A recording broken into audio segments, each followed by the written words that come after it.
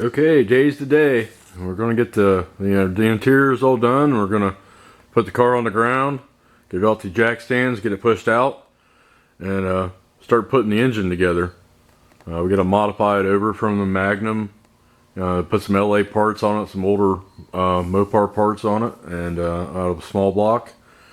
And well, we're gonna get the car out now, and we're gonna start stripping the motor apart. And we're gonna be getting it in this car here soon. All right. Okay, I got this motor here. Paid 150 bucks for it. It's a Magnum 5.2 318. Supposed to have 70,000 miles on it, but you know, these little 318s, they got no compression or anything, so they run forever. If anybody ever changed the oil in it at all, hell, you really don't even have to do that. But you know, if somebody was happy enough to have a K&N filter on it. So what we're going to do is put an LA timing cover on it, put a carburetor on it. I've already worked on the exhaust manifolds, so I had one bolt break on me, but I've got, this is usually the worst part. Taking the balancer off sucks a little bit, but we're going to switch it all off the Surpline. We're going to put V-belts on it.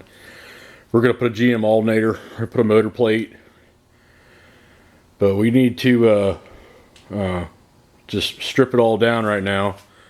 This thing only had, you know, they only have like 8-to-1 compression. This will be a great little street car motor. It'll just run forever, run on pump gas. We're just going to get rid of all the EFI bullshit. So that's what we're going to do now. We're going to give it a, you know, a GM rebuild. It's going to have a, you know, a fresh coat of aerosol paint, rattle can paint all over it.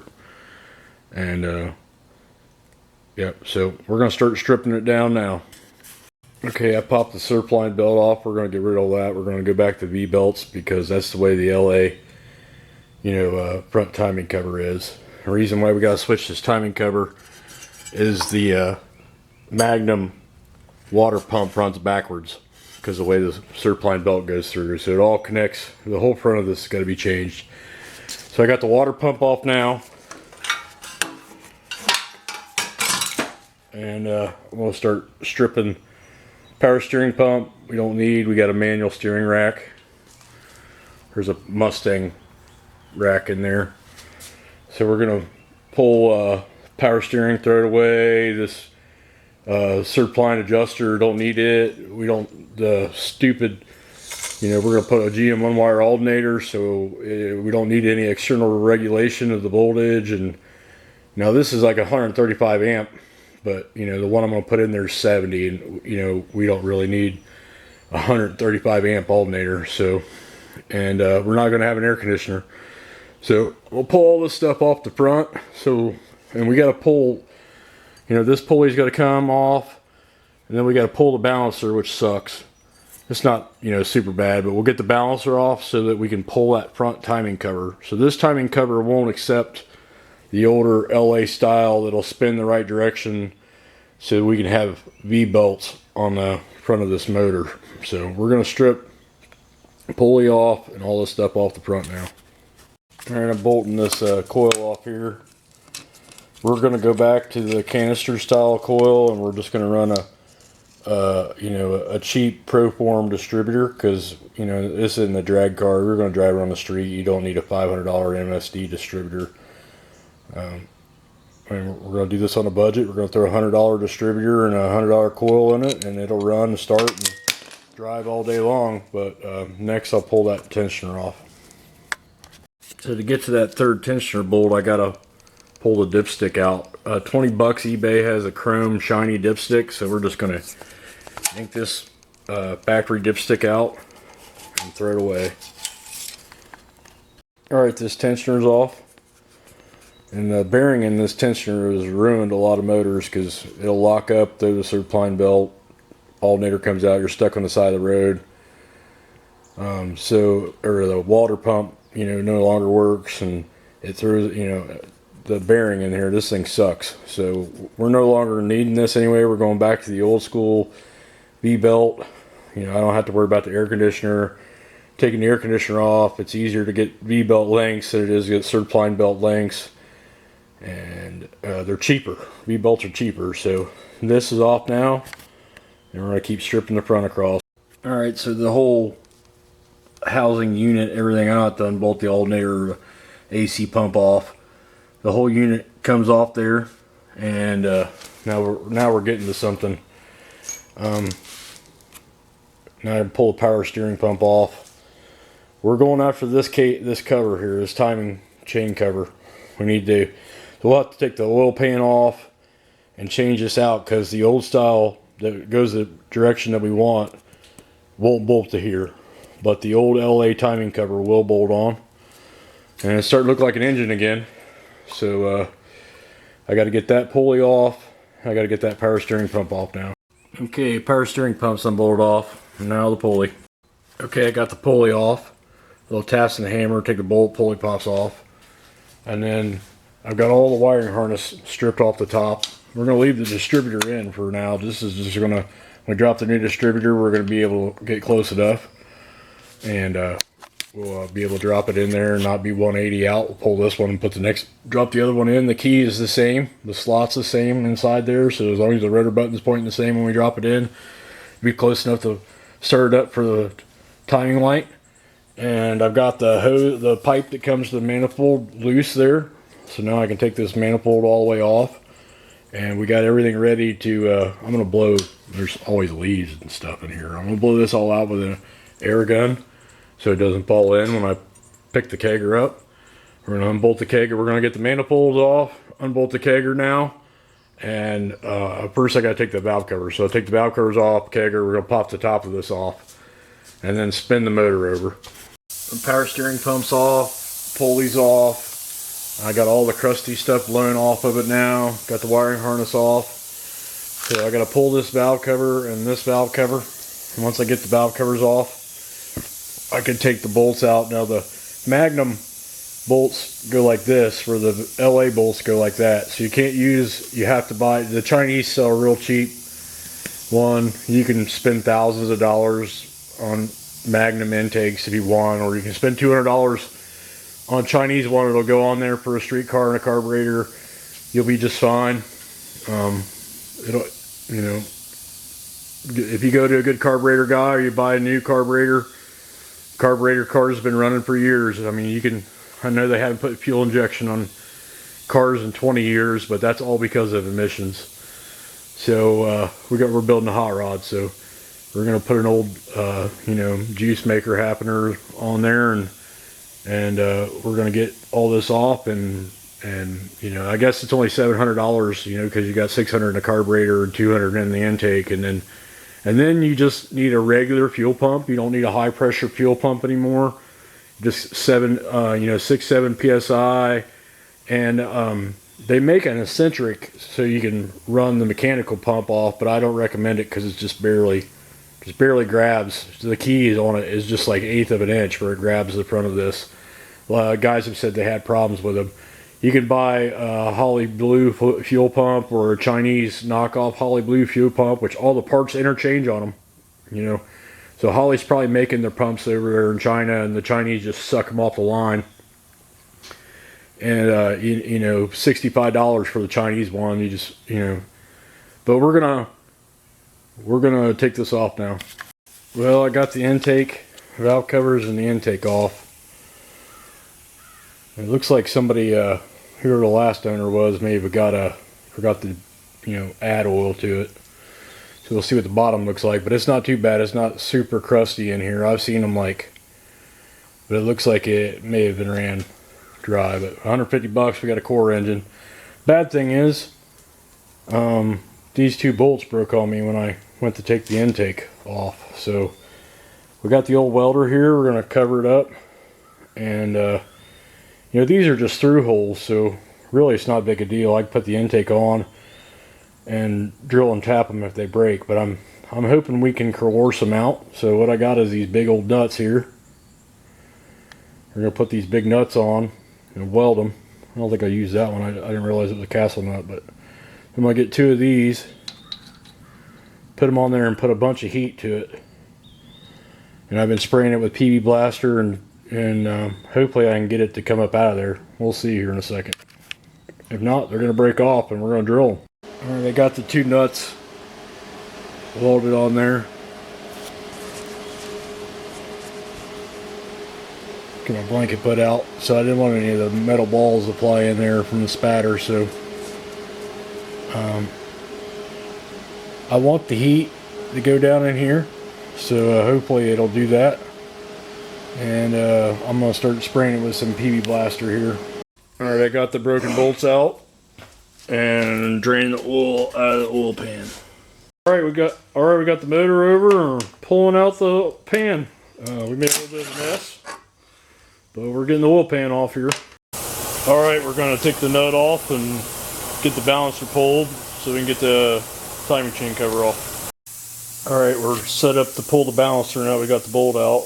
We got the puller on here. We're going to air impact it off. Alright, now we're finally able to get that timing chain cover off. And we'll put the other one on. We'll clean it up and put the other one on and everything. Scrubbing the block down. And then my oil pan is all stripped out. So we're going to drill and tap it for 14 by 1.5 instead of half 20. And put a metric bolt in here. It's 1/2 inch is perfect size to just drill it 1/2 inch out and then run it with a 14 by 1.5 tap.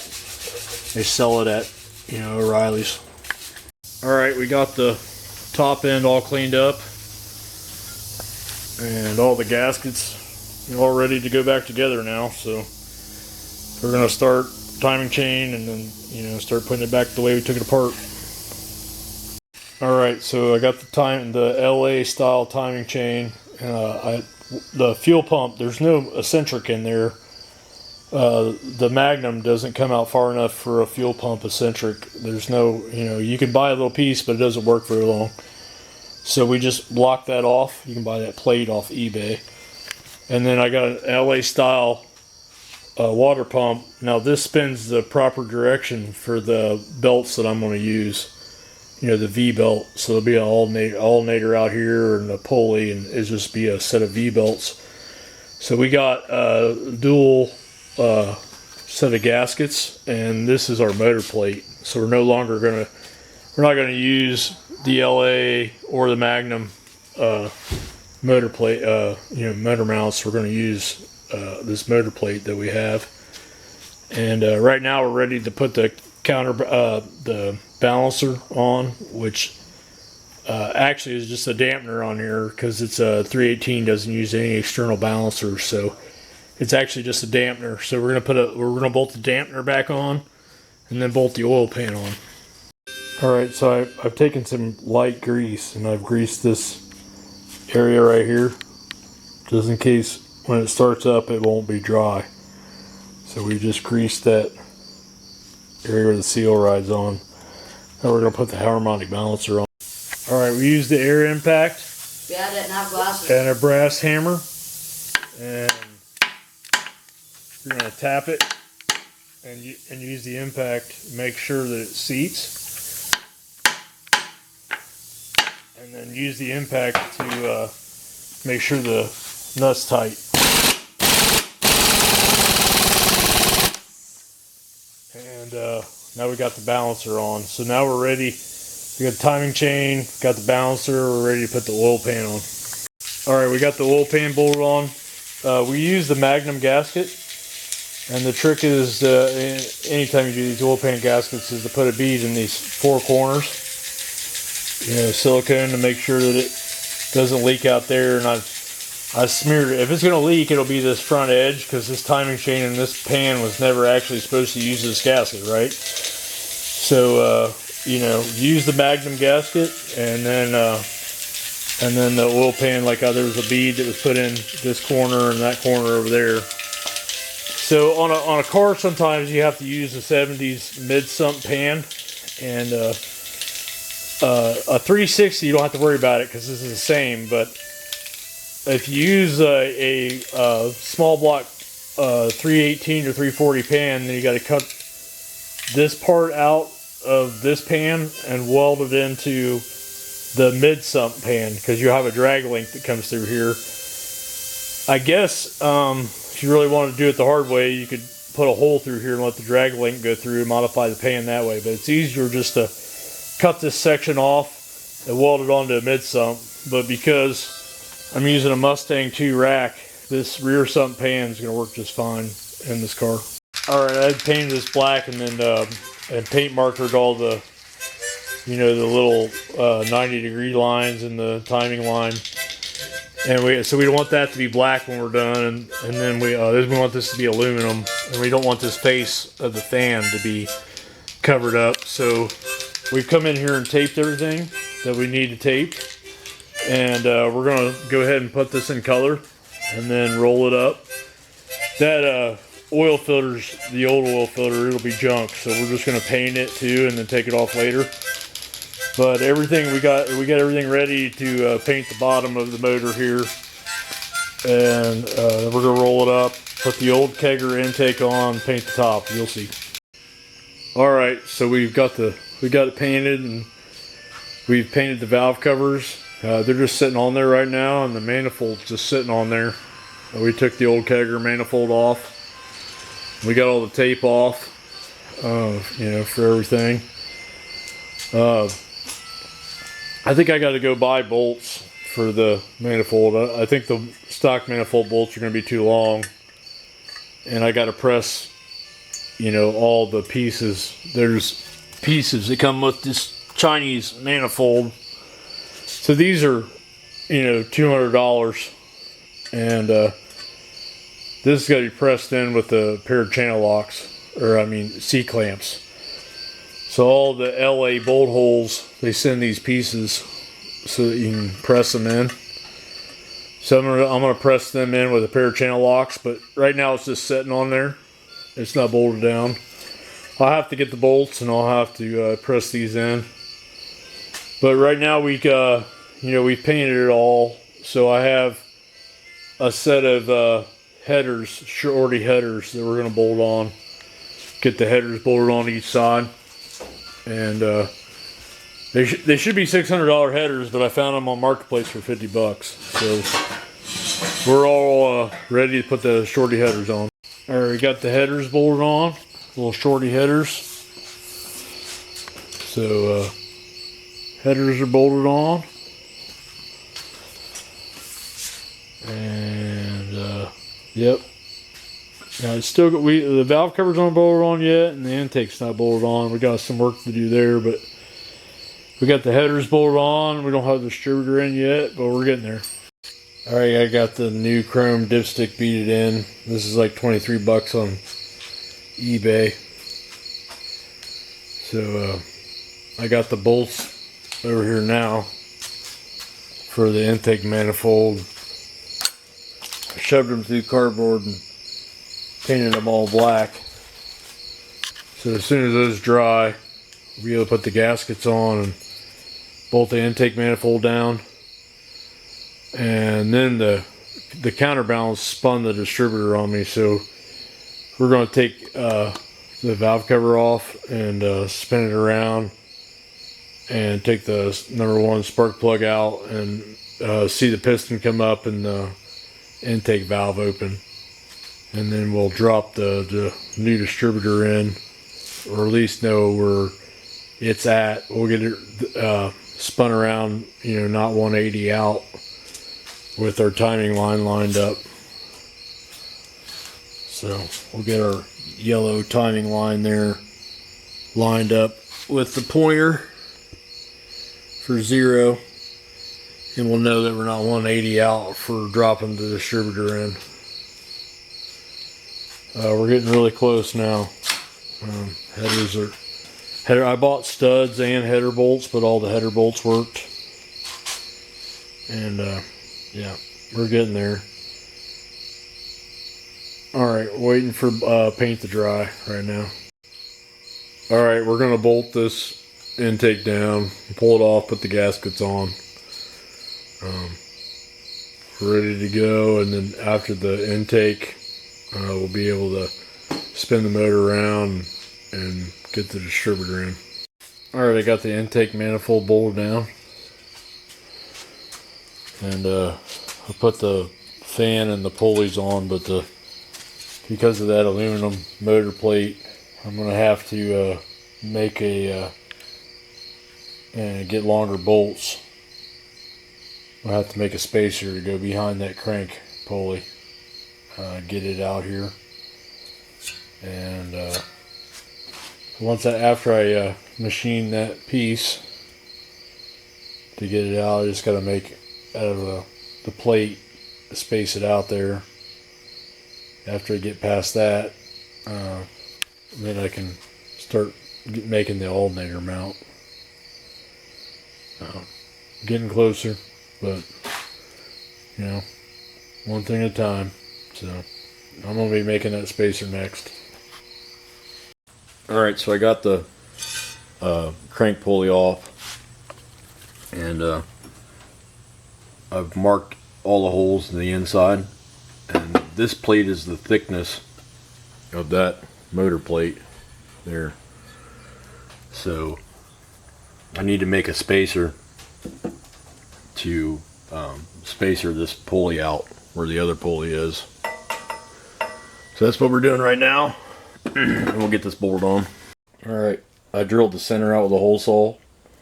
Now I'm coming in here with just a drill bit and drilling all these out, and then we'll cut it out of the plate.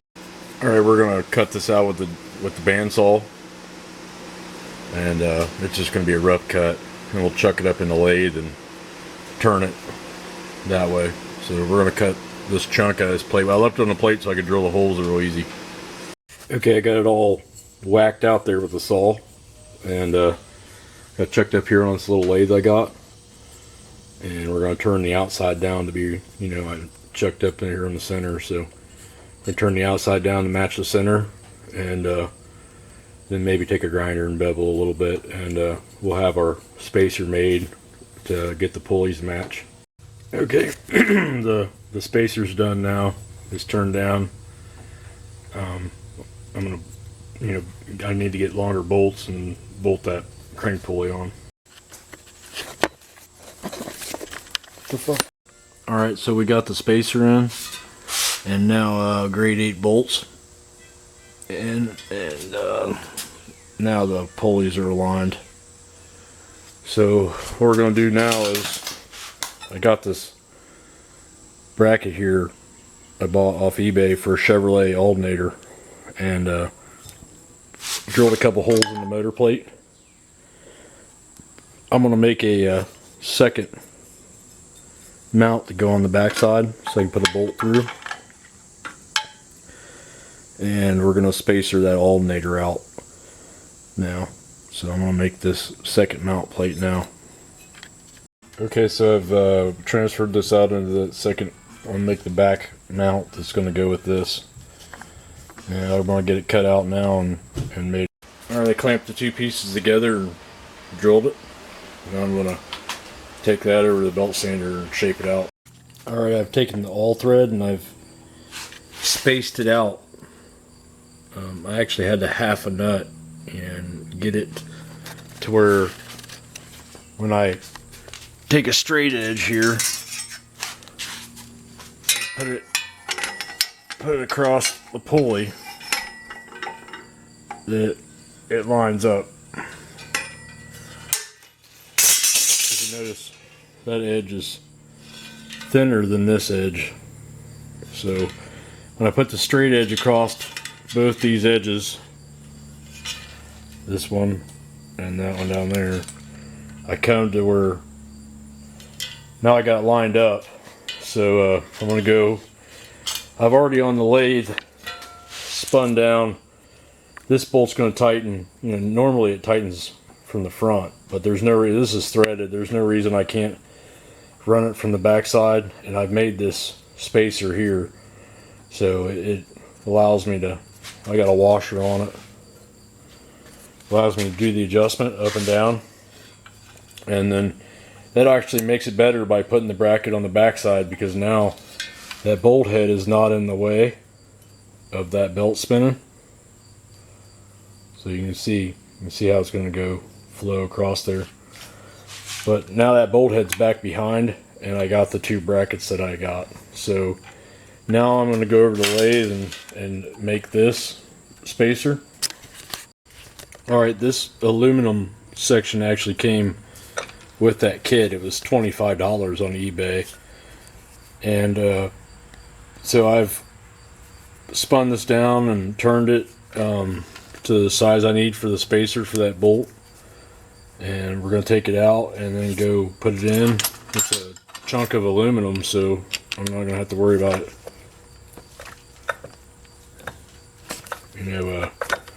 Rusting or anything. Never leave the keyway in your lathe.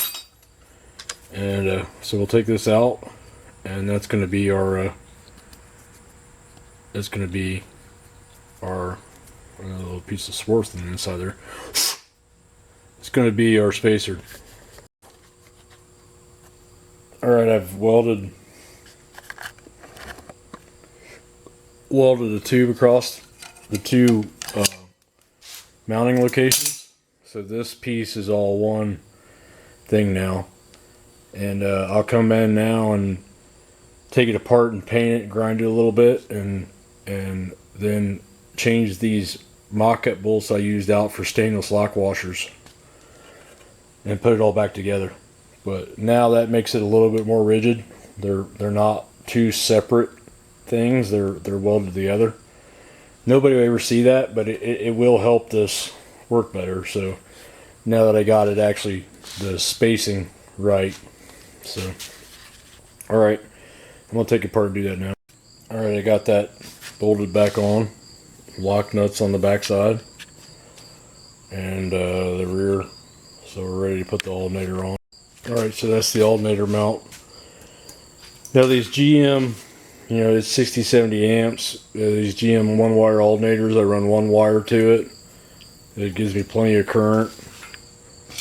There's no voltage regulator there is one, but it's built in the inside of it. And hell, if Armageddon happened, there'll be a million of these. You could steal them out of a parking lot to keep going. But so there's the mount for it that I made, and it's adjustable, and it's aligned with the pulleys. So I got half a day in getting that to work, but so we run 1 wire to it. That's the beauty of that alternator, and it cost me $70. $70 for that alternator. Gives me 70 amps. So I got all the pulleys and the alternator lined up. Now we'll move on. Alright, I'm going to end the video here like a part 1 or something, but I got the carburetor being rebuilt. I got a 600 CFM Holley, and I'm going to make a bracket, and I'm going to run a cable instead of a kickdown linkage. Cable works a little different because it is no longer push, it becomes pull, so you got to modify the bracket, but it works. You just tune it. It's got a set screw on it. You move it till it works. So we're done for now.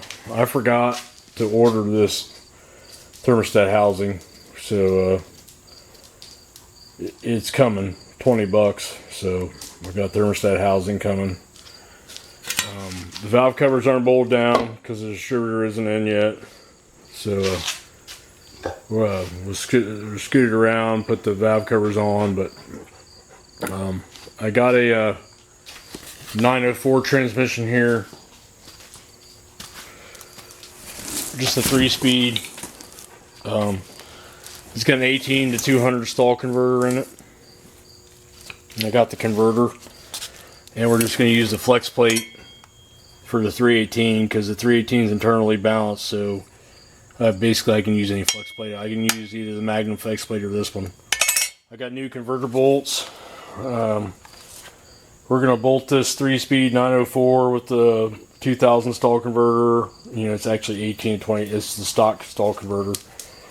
We're going to bolt it up to the transmission and put it in. That'll be in the next video with the carburetor, and I got a new mini starter, and I got a new Proform distributor to put in it, and I got a 4-core radiator. I got to do a little bit of modification to the front end to put in, but there's a 4-core radiator I got aluminum, or I got a electric and a mechanical fan for that. So anyway, if you like this kind of stuff, check back in.